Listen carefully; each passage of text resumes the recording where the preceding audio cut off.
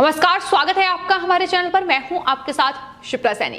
केंद्र सरकार ने ममता बनर्जी को बड़ा झटका दिया है। केंद्र सरकार ने ममता बनर्जी को रोम जाने की इजाजत नहीं दी। अब विश्व शांति सम्मेलन में हिस्सा नहीं ले पाएंगी बंगाल की मुख्यमंत्री ममता बनर्जी, जिसके बाद उनकी बौखलाहट सामने आई है। केंद्र सरकार और प्रधानमंत्री नरेंद्र मोदी पर ममता बनर्जी ने निशाना साधा है। दरअसल तृणमूल कांग्रेस प्रमुख और पश्चिम बंगाल की मुख्यमंत्री ममता बनर्जी को एक गैर सरकारी संगठन से निमंत्रण मिला था, जिसमें 6 अक्टूबर को रोम जाने का उनका कार्यक्रम था, लेकिन भारत सरकार गृह मंत्रालय ने इसकी इजाजत नहीं दी, जिसके बाद ममता बनर्जी की बौखलाहट सामने आई। उन्होंने केंद्र सरकार पर निशाना साधा।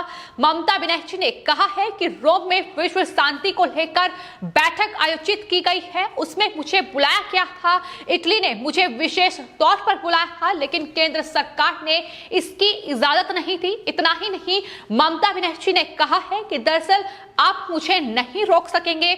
मैं विदेश यात्राओं के लिए उत्सुक नहीं हूं, लेकिन ये देश के सम्मान का मामला था। आप हिंदुओं की बातें करते रहते हैं। मैं एक हिंदू महिला हूं, आपने मुझे इजाजत क्यों नहीं दी?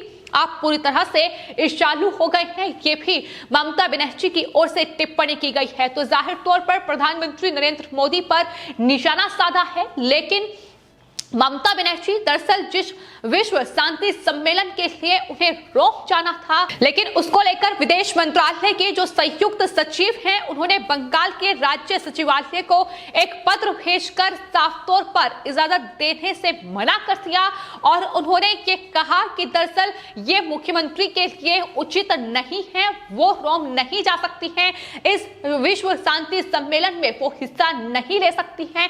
जिसके बाद ममता बनर्जी की ये टिप्पणी सामने आई है। लेकिन आपको बता दें, ये जो पूरा कार्यक्रम है ये इटली के रोम में होना था। एक गैर सरकारी संगठन की ओर से ममता बनर्जी को निमंत्रण मिला था। 6 और 7 अक्टूबर को रोम में ये कार्यक्रम होना था। इस कार्यक्रम के आयोजक ने जर्मनी की जो चांसलर है एंजेला मार्केल, पोप और इटली के बड़े राजनीतिक नेताओं को आमंत्रित किया है। लेकिन अब बंगाल की मुख्यमंत्री ममता बनर्जी इस सम्मेलन का हिस्सा नहीं बनेगी।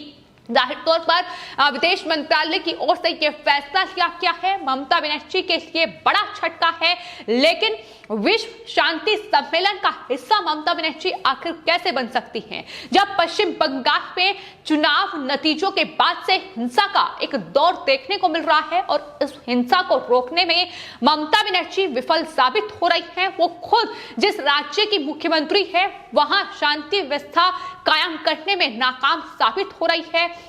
वहां वो कानून व्यवस्था सुचारू रूप से नहीं चला पा रही हैं, तो आखिर विश्व को वो क्या शांति का संदेश दे पाएंगी? ये सबसे बड़ा सवाल है और यही वजह है कि लगातार सोशल मीडिया यूजर्स भी ये कह रहे हैं, लोग भी ये कह रहे हैं कि ममता बनर्जी को दरअसल इस सम्मेलन का हिस्सा होना ही नहीं चाहिए। ममता बनर्जी को पहले पश्चिम बंगाल पर गौर करना चाहिए कि किस तरीके से वहां दरअसल गुंडागर्दी, अराजकता और हिंसा फैलाने का काम टीएमसी के शासन में किया जा रहा है। खुद ममता बनर्जी पश्चिम बंगाल पुलिस का इस्तेमाल करते हुए वहां लगातार हिंसा कर रही है, वहां लगातार महिलाओं का उत्पीड़न किया जा रहा है।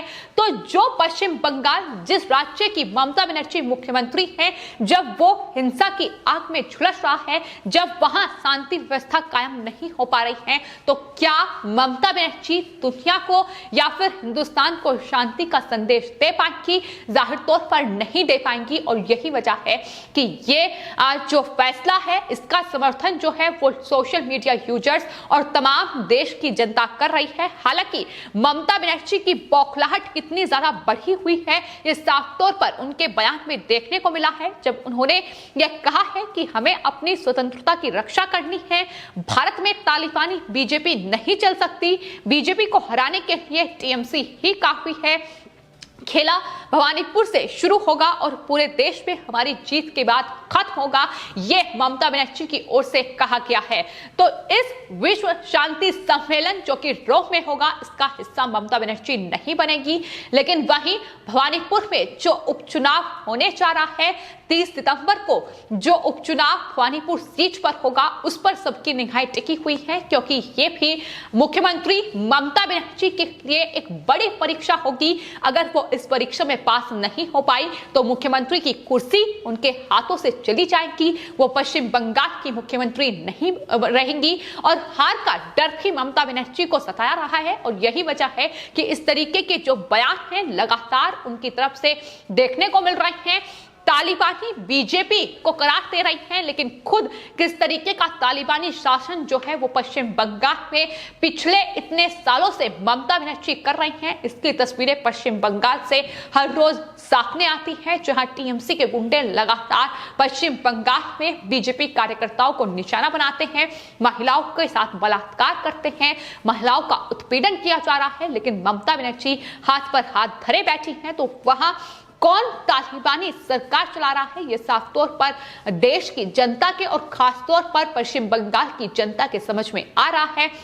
और यही वजह है कि साफ संदेश कहीं ना कहीं पश्चिम बंगाल की जनता जो है वो ममता बनर्जी को दे चुकी है कि इस तरीके का तालिबानी जो शासन, जो क्रूर शासन ममता बनर्जी की ओर से चलाया जा रहा है, इसका समर्थन पश्चिम बंगाल की जनता नहीं करेगी। लेकिन फिलहाल केंद्र ने जिस तरीके से ममता बनर्जी को रोम जाने की इजाजत नहीं दी, उस पर टीएमसी के दूसरे नेताओं के ट्वीट भी सामने आए हैं। पार्टी के युवा नेता दिग्वांशु भट्टाचार्य ने ट्वीट करते हुए केंद्र सरकार पर निशाना साधा। उन्होंने लिखा कि केंद्र सरकार ने दीदी की रोम यात्रा की अनुमति नहीं दी, पहले वे चीन यात्रा की अनुमति भी रद्द कर चुके हैं। हमने अंतर्राष्ट्रीय संबंधों और भारत के हितों को ध्यान में रखते हुए उस फैसले को स्वीकार किया। अब इटली क्यों मोदी जी? पश्चिम बंगाल की मुख्यमंत्री से आपको क्या दिक्कत है, बंगाल से आपको क्या दिक्कत है, ये सवाल जो है उनकी तरफ से ट्वीट करते हुए उठाए गए हैं। लेकिन साफ तौर पर यह बड़ा फैसला विदेश मंत्रालय की ओर से लिया गया है, जहां उन्होंने साफ तौर पर यह कहा है कि दरअसल मुख्यमंत्री का इस तरीके से रोम में जाकर वहां विश्व शांति सम्मेलन या किसी भी सम्मेलन में हिस्सा लेना ठीक नहीं है। और यही वजह है कि उनके इस पूरे कार्यक्रम को इजाजत नहीं दी गई है। और साफ तौर पर जो पश्चिम बंगाल राज्य सचिवालय है, वहां लेटर जो है वो विदेश मंत्रालय की ओर से भेज दिया गया है। आपको बता दें 1900 सदस्य से हर साल कम्युनिटी ऑफ सेंटर एगिटियो शांति को बढ़ावा देने के लिए ये आईसीसी की प्रार्थना करता है। इसमें दुनिया भर की जो हस्तियां हैं वो शामिल होती हैं। लेकिन जिस तरीके से ये बंगाल की मुख्यमंत्री ममता बनर्जी को न्योता दिया गया था, ये ग्लोबल पीस इवेंट, लेकिन इसका हिस्सा बनने का जो इजाजत है वो विदेश मंत्रालय की ओर से ममता बनर्जी को नहीं दी गई है। लोगों का साफ तौर पर यह कहना है कि ये दरअसल शांति की मीटिंग है, लेकिन इसमें अशांति फैलाने का काम ममता बनर्जी बखूबी तरीके से कर सकती हैं, क्योंकि जिस तरीके का आतंक, जिस तरीके का कहीं ना कहीं तालिबानी शासन और क्रूर शासन ममता बनर्जी की ओर से पिछले कई सालों में पश्चिम बंगाल में फैलाया गया है, जिस तरीके से वहां लगातार रोहिंग्या और घुसपैठियों को वोट बैंक के लिए बसाया जा रहा है। अशांति की तस्वीरें पश्चिम बंगाल से लगातार सामने आई हैं, किस तरीके से वहां गुंडागर्दी और अराजकता को तवज्जो दी गई है।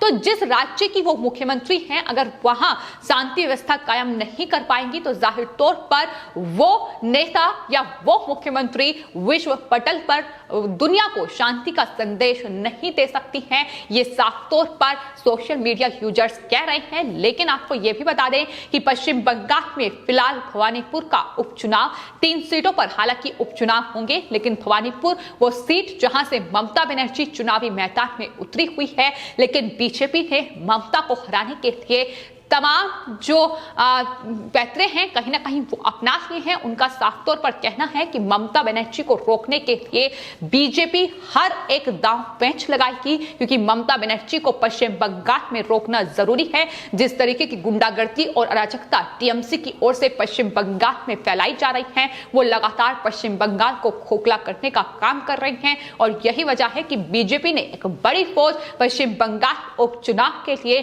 चुनावी कैंपेन के लिए उतारती है। और यही वजह है कि ममता बनर्जी का ये बौखलाहट जो है, ये चीज जो है उनके बयानों में साफ तौर पर दिखाई दे रही है, जहां वो बीजेपी को तालिबानी करार दे रही हैं और ये कह रही है कि भवानीपुर से इस जीत की शुरुआत होगी और पूरे देश में इस जीत का डंका बजेगा। लेकिन आपको बता दें, कुछ ही दिन पहले ममता बनर्जी का यह बयान भी सामने आया था, जहां वो लोगों को एक एक वोट का महत्व समझा रही थी और ये कह रही थी कि दरअसल अगर वो आज हार गई तो फिर वो पश्चिम बंगाल की मुख्यमंत्री नहीं रह जाएंगी। तो हार का डर सता रहा है। यही वजह है कि इस तरीके के बयान ममता बनर्जी के लगातार देखने को मिल रहे हैं। फिलहाल आपकी इस पूरे मामले पर क्या राय है, हमें कमेंट बॉक्स में जरूर लिखें और चैनल को सब्सक्राइब करें। धन्यवाद।